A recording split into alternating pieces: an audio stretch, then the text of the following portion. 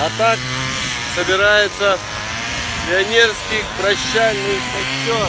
Ну, а что не смогли сломать руками, попилили бензопилой. Вот таким вот и выживаем. Ну вот и наступил последний день дикаря. Ну и как же последний день без прощальных корабликов?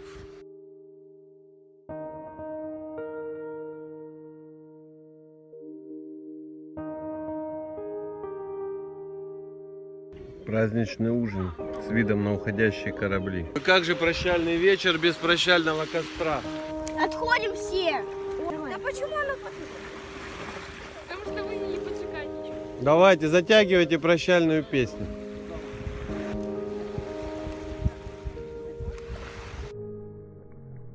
Ну и в довершение вечера юбилейный рок-фестиваль Тамань, полуостров Свободы, байк-фестиваль.